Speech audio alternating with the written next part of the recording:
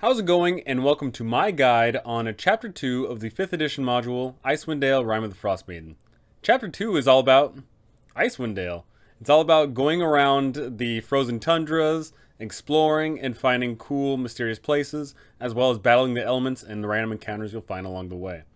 Before I go into any major spoilers, though, I must warn you that, of course, there will be spoilers. So players that plan on actually playing on this and don't want things ruined for them, you should go ahead and step away. But DMs that want an actual, in-depth look onto this module, let's go ahead and stay put because, man, is there going to be a lot to talk about here. And here we are, Icewind Dale. Your players have probably spent a decent amount of time in the 10 towns itself, or maybe you just power leveled them and said, screw all that Chapter 1 stuff, and want to get around to actually exploring Icewind Dale.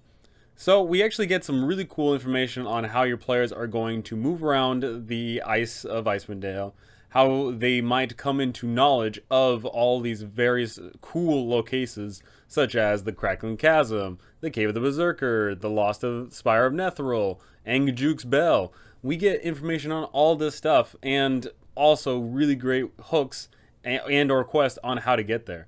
Mind you that these quests and or hooks are not going to be perfect for everyone, and I will actually be, throwing out some suggestions on how it might pertain to your party and how you could introduce them even earlier in the campaign. For running this chapter, we get some information on how you should level up your characters. For this one, it's a little bit vague because we get examples of your characters should gain a level after spending 2 or 3 sessions in-game exploring the world. They should get a level for neutralizing a threat at a various location. They gain a level if they accomplish an extraordinary feat, such as handling the feud between Sky Tower Shelter and Wormdoom Crag, or surviving a close encounter with a dragon. So some of those are a little bit vague, and you are going to have to sit down and think to yourself how you want to pace out the adventure. But mind you, it doesn't tell you at all how much they should level up if you're running XP. So those of you that are running XP, you are going to have to be throwing out a lot of quest reward XP, and you are probably going to have to, give them more XP for some of the monsters that they fight, or maybe they just fight more monsters along the way. And it states here that when your players reach level 7, they no longer gain levels by exploring around the world and going to all these various cool places. At level 7, they need to be thrown onto the adventure at hand, which is perfectly fine. If you want to have your players explore around, let them explore. But if they want to get into a more railroaded adventure where they are going up against a big bad, then go ahead and let them do that as well. For the Tall Tales of 10 Towns, say that 10 times fast, you are basically given this list here that says, hey, once your players reach level 3, they should be overhearing this stuff, like, oh, there's a Frostmaiden Island and you need to go on a whale here, or, oh, hey, there's an old black cabin here, and, there's a lot of those things. I talked about this before, but for those of you that didn't watch, telling your players as soon as they reach level 3, that seems a little bit gamey in my opinion. I think you should be telling your players about this stuff early on. And more so, it shouldn't be felt forced. It should feel natural. It should be something, for a while people are talking about it and then people stop talking about it. Maybe they have certain NPC friends in these towns which have more of a connection with these various locations here, like, oh, the Frost Giants ruined this land long ago, and, there's thrones that sit there on Yarlmoot. Maybe you can have an NPC go like, oh, I went down the river a while back, and I saw the Yarlmoot, but I was too scared and went back. Maybe you can go ahead and escort me, and I won't be as scared. Things like that. But I will be going into every single one of these locations and giving you some possible hooks on how to rope your players into this adventure. Thankfully as well, we don't get this random exposition of, oh, some random guy told us about a location and let's go ahead and check it out. No, they actually gave us quests actually taking us out into these locations.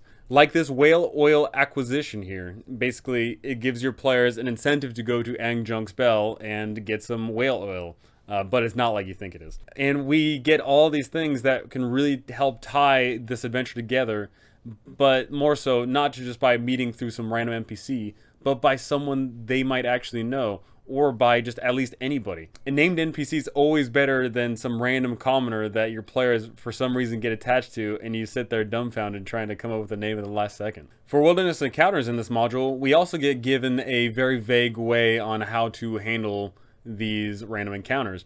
Basically, it states here that you as a DM should only give your players 1 to 2 per game session because, more combat encounters is just going to slow down the game and, prevent your players from getting to where they actually want to go. But it also gives us a nice little table here that says, if you are unsure, then go ahead and roll for a 24-hour period and roll a d8, and you can see all the results here.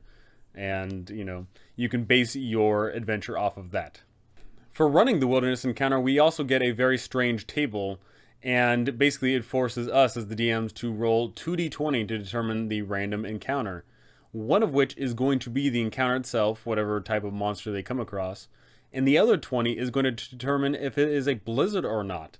How this system works is the first d20 you roll is going to determine what kind of monster it is, and the second one determines if it's a blizzard, but it only is a blizzard if that roll was higher than the monster roll. Per example, is we have a Yeti here on 1. Because a Yeti is 1, and whenever you roll the blizzard encounter, you always add a +1 to it, that means you will only ever encounter Yetis in a blizzard.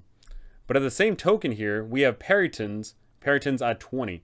It is impossible to get higher than 20, so what that is saying is we're always going to be getting Perytons when there's no blizzard, which makes sense, how are the birds going to be flying around in a super crazy blizzard? Meaning that if you take a look at this list here, you can see that some of the encounters are way more often than not going to be in blizzards, and then some of the encounters are more often than not going to not be in blizzards.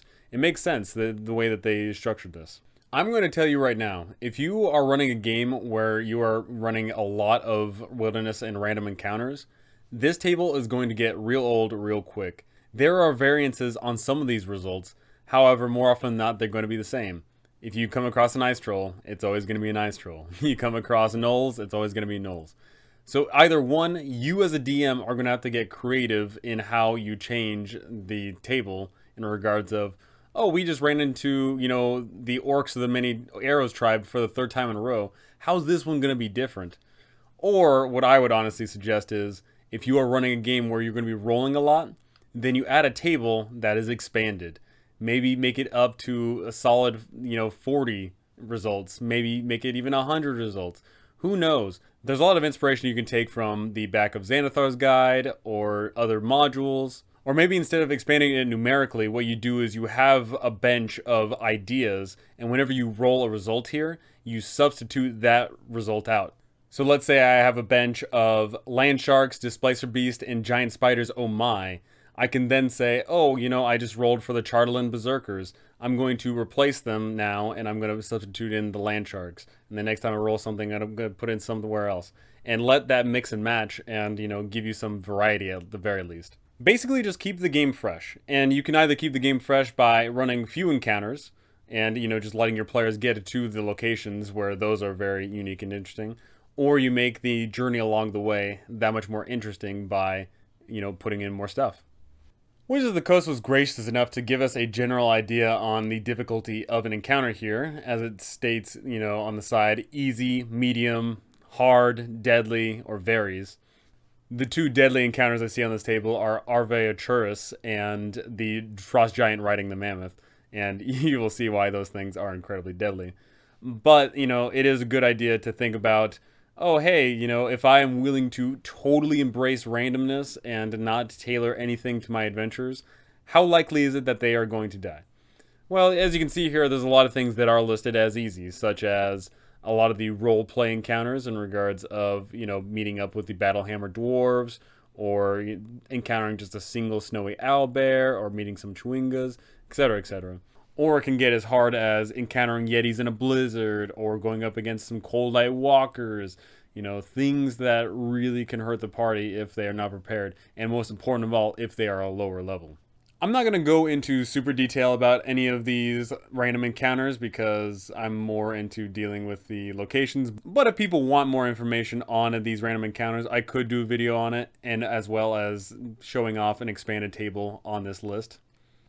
Something that you should be doing before you're having your group go out all over the place, you should reflect on the introduction page that goes into Wilderness Survival, specifically travel time, because you are going to want to know and tell your players, oh, hey, if I'm going from Bremen all the way to Yarmouth here, how long is it going to take me?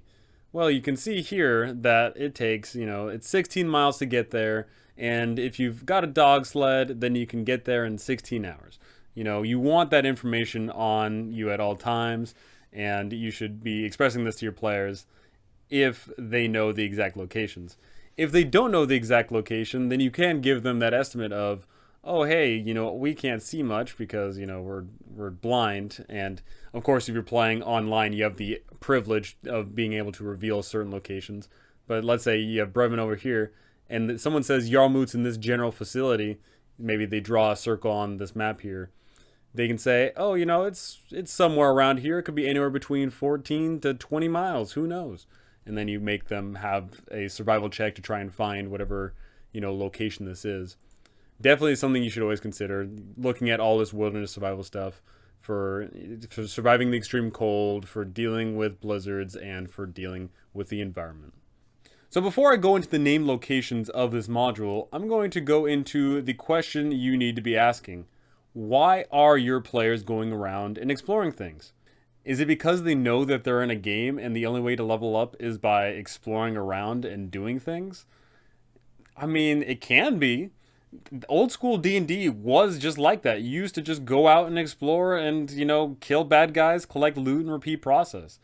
Obviously, in today's day and age, we want a bit more story. We want more excitement. We want accomplishment by collecting loot, clearing up the dungeon, killing monsters, but also having a reason for doing so. And having to find that reason for your players and, somehow expressing that to them is extremely important. If you're running this module and there is no clear and present danger, if Oral's darkness isn't really, affecting everybody, if the Durgar menace isn't, plaguing the land, then your players are probably just going to be playing this module as sort of a flavor of the week kind of game where, oh, last session we went to Bryn Shander, and this session we're going to go into Tarmalane. Oh, and now we're going to head to the Black Cabin. You can run that module, and that's perfectly fine. I personally enjoy that kind of stuff, flavor of the week. I know a lot of people, unfortunately, don't like that. So if you are running one of those games where your players are, oh, we're going out and we have to take out Oral, how are we going to do this? Then you are going to have to sprinkle in some content everywhere. You are going to have to say, hey, we are looking for some information on Oriel's origins, or maybe we're looking for some type of weapon that can defeat her.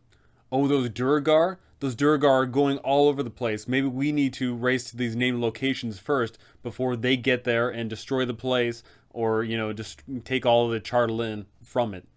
If you get the Arcane Brotherhood to interact with the party earlier, then they can slip that, hey, we know for a fact that there's a lost city somewhere, and we are looking for any information we can on it. Maybe you should check out some of these, weird places and see if they have any information on it too.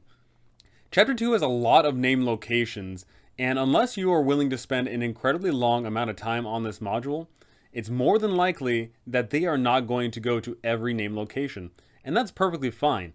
There is a lot of replayability for you as a DM. There's replayability even for players, as you could split this up into multiple adventures. You could say, hey, we're going to create PCs, and you're only going to deal with the left side of Icewind Dale, and then the other PCs are going to deal with the right side of Icewind Dale. You could do stuff like that. You could, reshape things up, but also, very importantly, you can just move locations.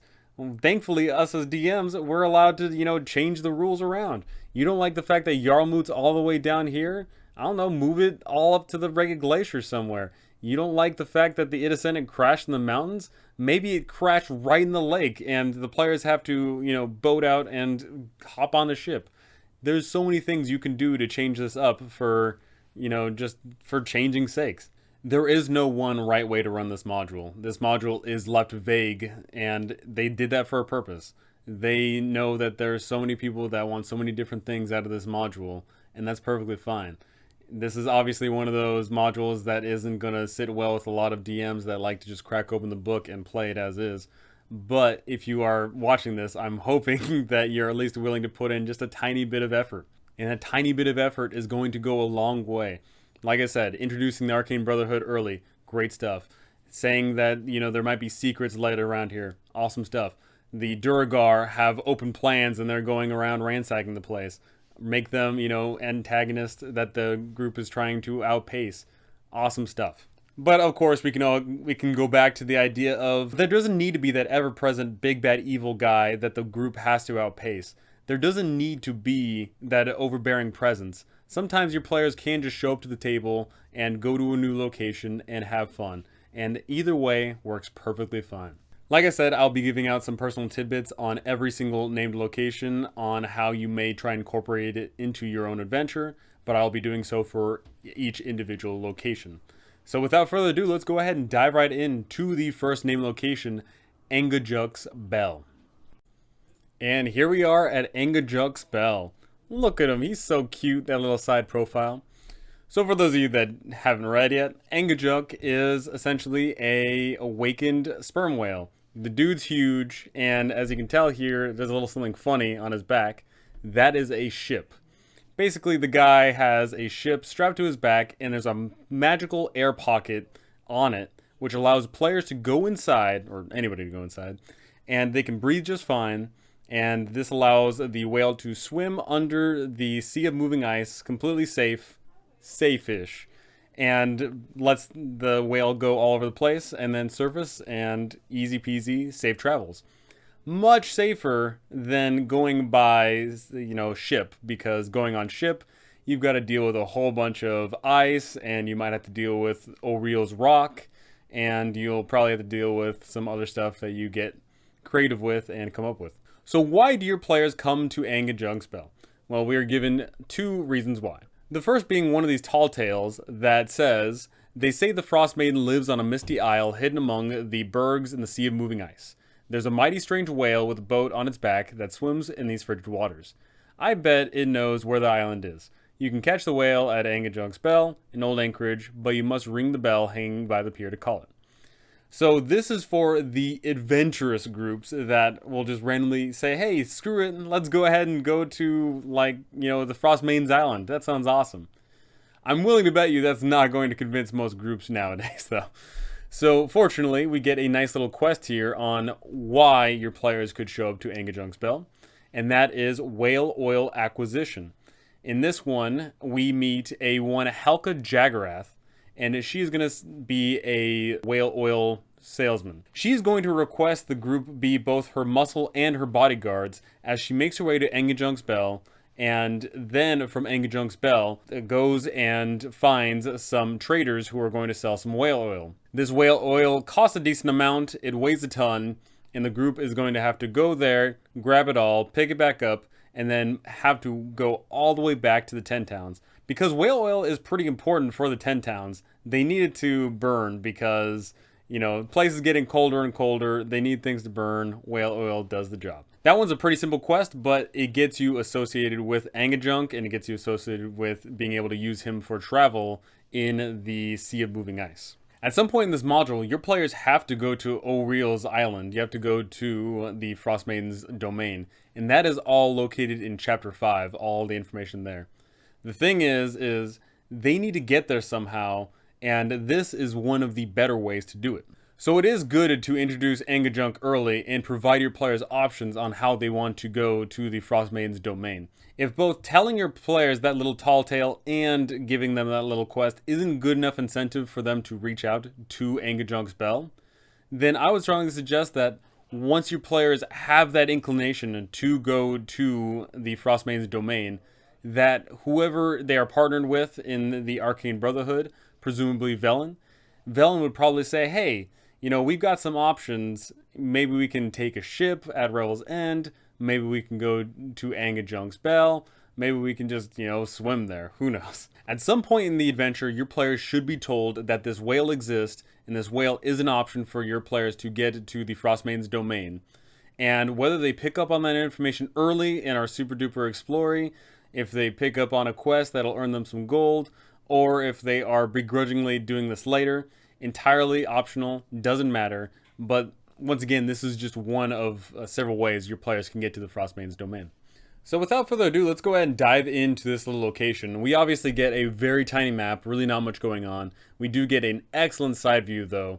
And mind you, if you are doing this in person or you're playing online, it'd be best to probably, cut this section off until they actually see the whale, or unless they're given a very good detailed information on what Angajuk looks like, then you can go ahead and be like, oh, this is what you presume it to look like.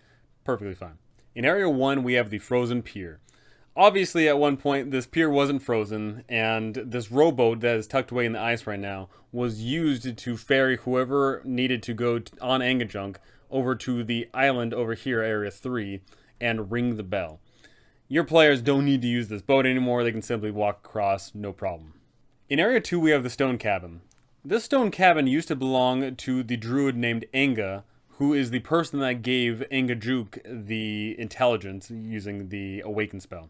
Inside here, there is a tiny little bed and some firewood, which your players can use to their own devices, tiny little amenities. This place is, just a quaint little place where if they're trying to avoid the cold for some time, they can go ahead and strap themselves in. In Area 3, we have the bell. It states here that when your players ring this bell, several moments later, 3 giant vultures are going to be swirling overhead, and they are going to be looking for some food. It turns out your players are some food. So unless your players, throw out some meat for these vultures, they are going to go ahead and dive in for the attack. Hopefully by this level, they are not too much of an issue. In fact, giant vultures are relatively weak, so it really doesn't matter. But it does state that 30 minutes after your players ring this bell is when Angajuk arrives. Those 30 minutes later, once Angajuk arrives, he is not alone. He has come with an entourage of 1d4 harmless narwhals or dolphins. Aww. Angajuk has the intelligence of 10 and speaks common, and his voice is deep and carries a slight echo. When Angajuk arrives, your players are going to have to befriend him in order to actually use his services. This can go a lot of ways, of course. If your players are, very not sociable and not quick on their feet, they will be in for a terrible time. But if they have an NPC accompanying them, or they are not, murder hobos that actually can think about talking to people, they're probably going to be just fine being able to talk to Angajuk and say, hey, we want to go somewhere, can you help us out? It states here that Angajuk can hold up to 8 medium creatures and their gear and up to 1,000 pounds of cargo. Obviously, if you're running an adventure where there is a lot more people involved or a lot more NPCs involved, then go ahead and just expand that.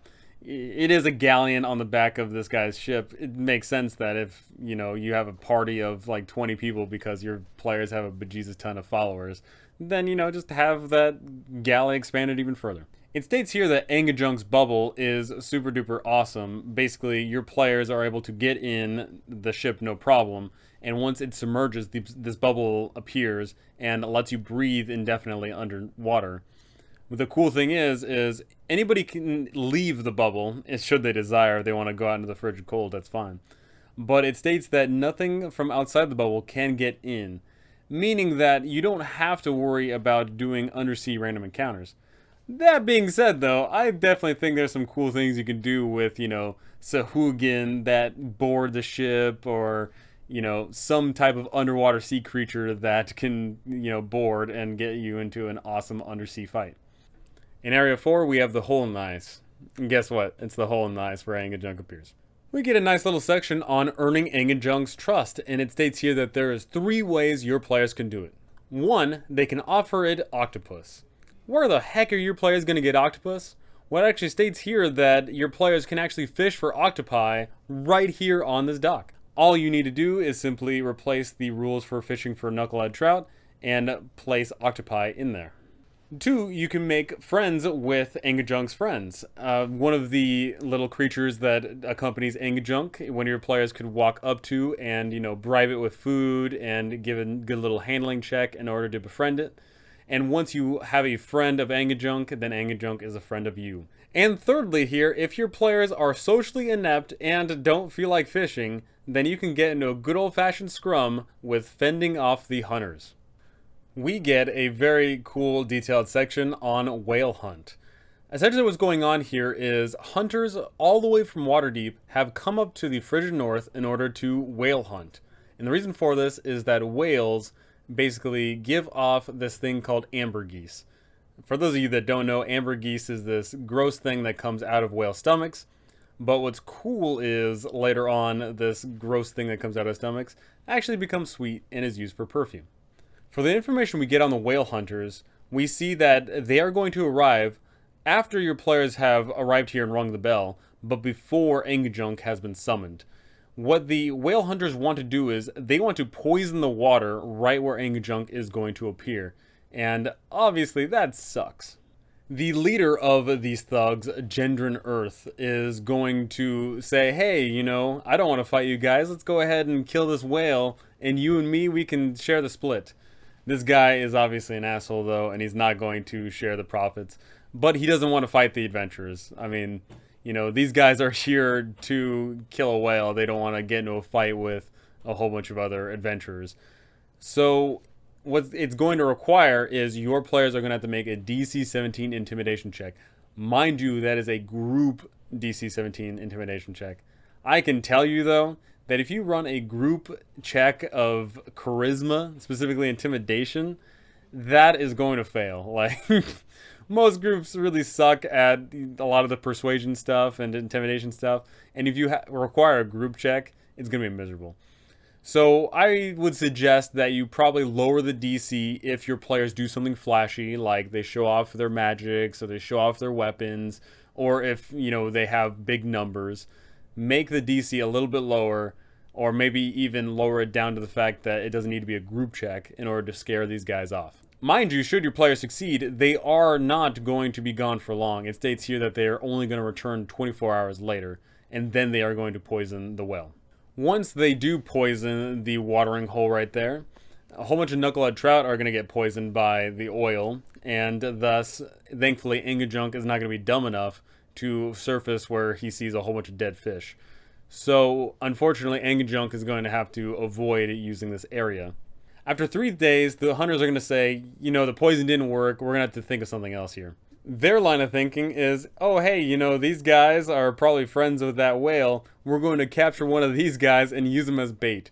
So their line of thinking is they're going to somehow capture one of the players, or just, you know, one of the NPCs along with the party, and lower them into the water and have Angajuk save them. These hunters are totally bad news. They want to kill this whale. They just want profits. But the thing is, it seems like they don't want to kill people. So you should play that up, that these guys, you know, even though they are totally dicks, they are just people, and they're not, you know, trying to murder everyone in their way. So that creates this moral gray area of how your players are going to handle them. If that intimidation fails, if your group isn't able to try and scare them off, what happens? Are the people going to be like, yeah, we're just going to stay right here and we're going to kill the whale, screw you? Then you're going to have this weird contention of like, oh man, we gotta deal with these guys, but they don't want to leave. Are we gonna kill them? If you have a more good aligned group, they are gonna have that serious moral conundrum of, we shouldn't kill these guys. And maybe it does come to blows. If your group does get into a fight and you're a good aligned group, then hopefully they'll remember, or you tell them that, you know, there is ways of fighting that are non-lethal. You can non-lethally attack people. You can, you know, there are certain spells that are non-lethal. These things should be expressed because, you know, having to kill people that are technically trying to do their job, just obviously coming off as really bad, you know, that is just one of the things in this world that, you know, there is not just rights and wrongs, there are the moral grays. That being said, though, obviously your more neutralish parties and your more chaotic parties are probably going to have no qualms about dealing with these guys. And it does state here that with Gendron's death, the crew's morale breaks and they're going to head back home. But that being said, though, I'm willing to bet that if combat's already breaking up, you know, they should probably just, you know, surrender if they take enough damage or if any number of them are killed. Because, you know, why are these guys wouldn't fight to the death over just killing some whale. They'd probably, you know, just take their wounds and leave. Angajuk's Bell, cool guy. I like this whale. He's an upstanding citizen. He does work for essentially free. And one thing that actually is not noted here, not really like that noticeable, is the fact that Angajuk actually has had run-ins with O'Reil's Rock.